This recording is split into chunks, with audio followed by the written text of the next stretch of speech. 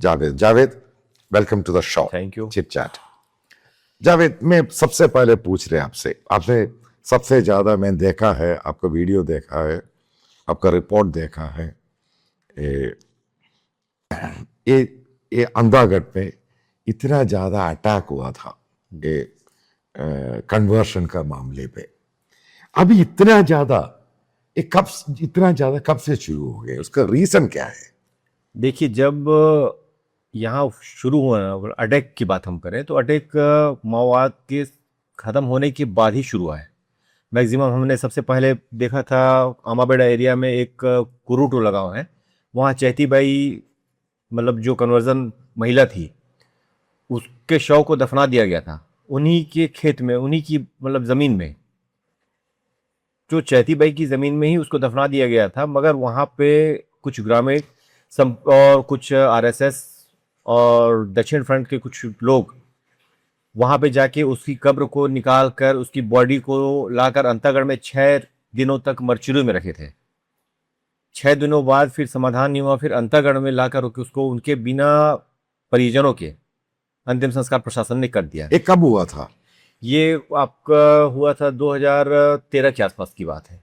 2013 पे हुआ था शुरू हुआ जी। इधर नक्सल कब खत्म हुआ था? पूर्व तो नहीं कह सकते, पर खत्म होने की शुरुआत हो चुकी थी आपके 2016-17 से बैकफुट में जाने लगे थे नक्सली। वो मिलिटेंट ऑपरेशन। जी जी, वो बैकफुट पे। हाँ। आरएसएस को क्या चाहिए, बीजेपी को क्या चाहिए ये कन्वर्शन का मामले में? वो क्या देखता है? बीजेपी को दरअसल सबसे ज़्यादा कन्वर्सन से प्रॉब्लम नहीं है, वो पॉलिटिकल एजेंडा अपना चला रहे हैं। आदिवासी अब जब उनको मतलब एक ग्राउंड मिला है, मतलब एजुकेशन में आगे बढ़ रहे हैं, कहीं ना कहीं उसमें क्रिश्चियन जो कन्वर्जन हो रहा है वो भी एक ग्रामीणों को दे रहा है सहायता, मतलब सहयोग कर रहा है, ग्रामीण उसमें आगे बढ़ रहे हैं, उनका लिविंग स्टैंडर्ड काफ़ी ज़्यादा बढ़ रहा है।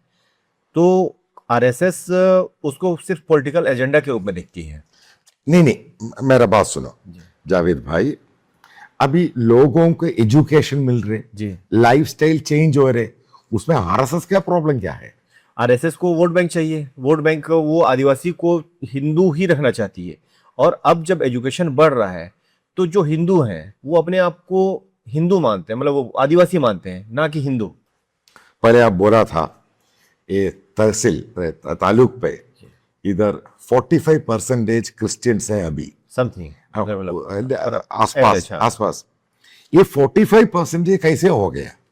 ये देखिए, सबसे पहले मिशनरीज गांव में जाती हैं, मिशनरीज के जो लोग हैं, अब वो जो विलेज में जो आदिवासी ट्राइबल जो लोग हैं उनको सरकार से जो सुविधाएं नहीं मिल रही हैं, एजुकेशन हो गया, हेल्थ इश्यूज हो उनके साथ हो गए, तो वो दोनों को पॉइंट करके चल रही है। वो किसी को एजुकेशन दिलवाना, किसी को जॉब में, मतलब किसी को मतलब फिजिकल, मतलब उसमें अपने फाइनेंशियली सपोर्ट कर देना, मतलब किसी कोई बीमार है तो उनको हॉस्पिटल में ले जाना, फाइनेंशियली डायरेक्ट सपोर्ट नहीं बोल सकते उसको, मतलब किसी को हॉस्पिटल ले जाना है, साथ में दवा के साथ साथ में दुआ की बात बताई जाती है वहाँ पे।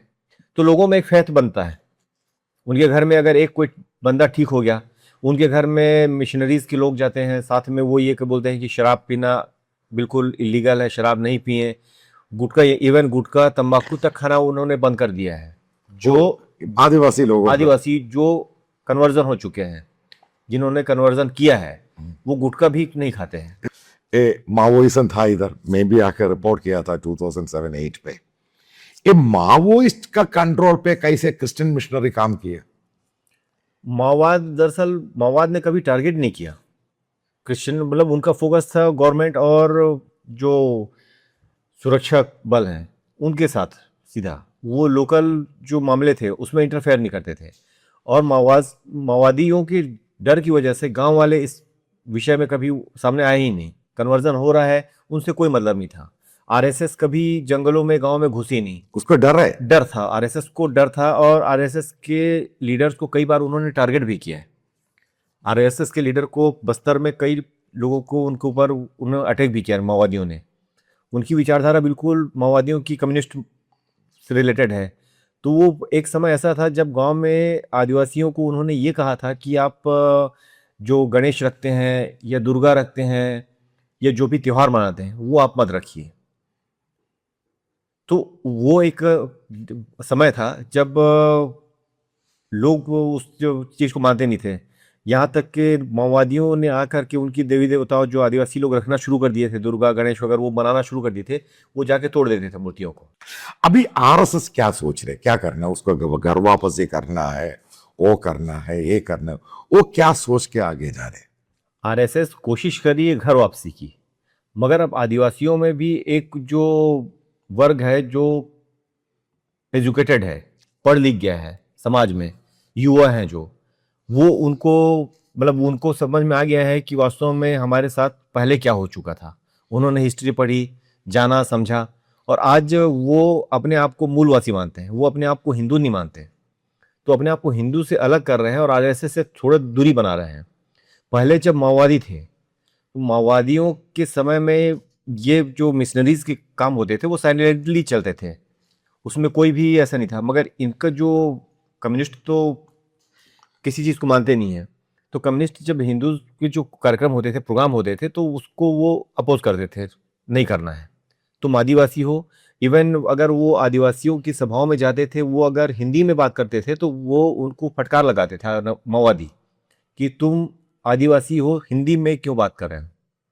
यहाँ तक उनको ये बताया गया था कि तुम हिंदी में बात नहीं करोगे, तुम आदिवासी हो, गोणी में बात करो। अब बोल रहे घर वापसी सक्सेस नहीं हो रहे, नहीं होगी। नहीं हो रहे, उसका कारण क्या है? अब उनमें जो क्रिश्चियन में जो जा चुके हैं या कन्वर्जन जिन्होंने कर लिया है, उनको जो बताया गया है, जो मतलब बाइबल के जो थॉट्स हैं, उनको जो उनके दिमाग में जो भरा गया है, जो मतलब जड़ कर गई उनके दिमाग में, वो नहीं निकाल पा रहे हैं। एक तो वो हेल्थ इश्यू से वापस आए हैं सर्वाइव करके काफ़ी समय से, वो चाहे रीज़न जो भी हो, तो उनको ये लगता है अगर हम वापस हिंदू कल्चर अपनाएं या आदिवासी की कल्चर अपनाएं तो वो जो परेशानियां थी वो वापस आ जाएंगी, क्योंकि कन्वर्जन के बाद उनके लिविंग स्टैंडर्ड में काफ़ी इम्प्रूवमेंट आया है। आपने पहले बोला था ये प्रसाद नहीं लेता है, वो नहीं लेता है, Right. उसका क्या कारण बोलो, क्या है?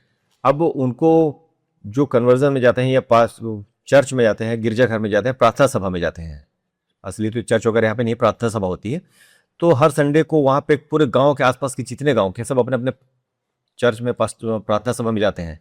वहाँ उनको बताया जाता है, जैसे कि हमने कई लोगों से बात किया, कई लोगों से हमने चर्चा की, तो उनका ये कहना होता है कि अगर हम उनके प्रसाद को या फिर उनके जो धार्मिक आयोजन है जो है ना, तो वो अगर हम करते हैं तो हमको जो प्रभु यीशु ने जो हमको नवाजा है, जो दिया है, वो वापस ले लेगा। आप सोच रहे अगले कितना साल पे आगे आगे अभी भी इधर पेंटेकोस्ट कन्वर्शन ज्यादा हो रहे, जी, अभी ऐसे जाएगा तो कितना साल पे इधर आदिवासी ये आपने बोलते 45% 40% के आसपास है, वो कितना साल के अंदर 50% से ज्यादा कन्वर्ट हो जाएगा। देखिए अभी माओवाद के जाने के बाद कन्वर्जन रेट में थोड़ी सी कमी आई है, क्योंकि ये जो आरएसएस लॉबी है या फिर जो हिंदू लॉबीज हैं या फिर अब भाजपा से रिलेटेड जितने भी विंग्स हैं, चाहे वो बजरंग दल हो, चाहे वो वीएचपी हो, चाहे जो भी हो, उनका जो बाहर से कोई ना कोई, क्योंकि आदिवासी समाज में भी उनके लोग हैं, तो कहीं ना कहीं से उन पर दबाव पड़ रहा है और प्रशासनिक अमले में भी दबाव पड़ रहा है। तो वो उसमें थोड़ा सा जो रेट था पहले जो जिस तरीके से बढ़ा था उसमें थोड़ी कमी आई है, थोड़ी कमी है, थोड़ी कमी आई है जी। मगर जिन लोगों को वापस जबरदस्ती लाया जा रहा है, कन्वर्जन के बाद वो घर वापसी की जा रही है, तो हमने कई जगह ऐसे देखा है, उनका घर गांव से खाना पीना बंद करवा देते हैं, जलाऊ लकड़ी नहीं अगर मिल रही, गांव वाले उसको भी मना कर दे रहे हैं, इवन उनके खेतों में उनको खेती करने नहीं दी जा रही है। तेंदुपत्ता जैसे तोड़ते हैं यहाँ पे, तेंदुपत्ता एक इनकम ऑफ सोर्स है, वो बंद करा देते हैं, तो मजबूरी में उनको गांव वालों के सामने जाना पड़ता है। आप अभी सोच रहे ये अभी झगड़ा हो रहे, कॉन्फ्लिक्ट हो रहे, अटैक हो रहे, खत्म हो जाएगा? अभी फिलहाल तो नहीं लग रहा है, मगर अभी कुछ कम हुआ है। कम होने की वजह भी ये है कि क्यों पहले आदिवासियों के बीच में जो आरएसएस और बाकी जो दक्षिणपंथी घुसे हुए थे, तो आदिवासी अब उनको अलग कर रहे हैं। गांव वालों का कहना है कि हमारा जो रूढ़ी परंपरा है, जो उनकी मतलब जो कल्चरल जो है, वो हम उस आधार पे चलेंगे। बाहरी लोगों का हस्तक्षेप उनको नहीं चाहिए। अभी इतना कन्वर्शन हो गया, ये पेंटेकोस्टल है, कैथोलिक है, कौन सा चर्च है? ये जो अपने लोकल 3 है यहाँ पे, तो उसके बारे में तो आइडिया नहीं है कौन कौन से। कैथोलिक में अपने प्रोटेस्टेंट हैं शायद, और ये पास्टर लोग हैं सबसे ज्यादा। सभी पास्टर हैं, मतलब जो लोकल हैं, लोकल को फिर वो अपग्रेड करके पास्टर बनाते हैं। शुरू में वो बिलीवर्स रहते हैं, बिलीवर्स बनने के बाद उनको पास्टर बनाया जाता है। लोकल ही है, लोकल ही, बाहर से कोई भी नहीं है। बाहर से एक दो आते हैं, फिर वो धीरे धीरे। ये तो ये चर्च का इसे आगे जाता है, लोग पैसा देता है। नहीं, पैसे के बारे में तो जानकारी अभी तक नहीं है हमारे सामने, क्योंकि हमने जितने लोगों से बात की तो फाइनेंशियली हेल्प के बारे में किसी ने नहीं बताया। बस उन्होंने कहा कि हेल्थ एंड एजुकेशन, इस पे हेल्प होती है उनके द्वारा, और फाइनेंशियली तो जानकारी अभी तक नहीं आई है कि फाइनेंशियली उनको कुछ दिया जाता है। हाँ, कहीं कहीं कई लोग ऐसा होता है कि जिसके घर में मान लीजिए अगर कोई शराब पी रहा है, कोई नशा कर रहा है, वो छोड़ दिया, अब उनके हाथ ऑटोमेटिकली थोड़ा सा जनरेट हो जा रहा है, तो वो उनका लाइफ स्टैंडर्ड काफी गांव वालों से अपेक्षा काफी ज्यादा बढ़ रहा है। उसी गांव वाले लोग जो चिढ़ते हैं आपस में, जो रहता है कि भाई ये क्यों बढ़ रहा है आगे, तो कई लोग उनको देख के कन्वर्जन करते हैं और कोई लोग उनको विरोध भी कर रहे हैं। तो जावेद, लास्ट एक क्वेश्चन मैं पूछेगा, ये आपने बोले थे अपर कास्ट भी इधर कन्वर्ट हुआ। बिल्कुल।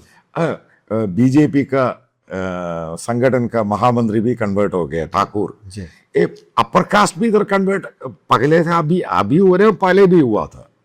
पहले भी हुए थे और अभी भी हो रहे हैं। अभी भी बहुत लोग ऐसे हैं जो संडे को प्रार्थना सभा में आपको मिल जाएंगे, क्योंकि उनके कई लोग ऐसे हैं जो शायद हो सकता है, मतलब फेथ है एक, कि कई लोगों ने कहा कि भाई आपको क्या कुछ ऐसी परेशानी है तो आप वहाँ पे चर्च में जाइए, प्रार्थना सभा में जाइए, तो वहाँ से आपकी जो समस्या है, जो भी प्रॉब्लम है, वो ख़त्म होगी। तो लोग जाने लगे धीरे धीरे। इवन जो ब्राह्मण हैं, ब्राह्मण फैमिली की भी हमने यहाँ पे कई फैमिलीज ऐसी हैं जिन्होंने कन्वर्जन किया है, तो वो भी जा रहे हैं। इवन आपने जैसे कि महामंत्री ठाकुर जी की बात करें तो उसकी फैमिली के सब अधिकांश लोग कन्वर्जन हो चुके हैं, बीजेपी से है वो। Thank you very much. Thank you sir. Thank you.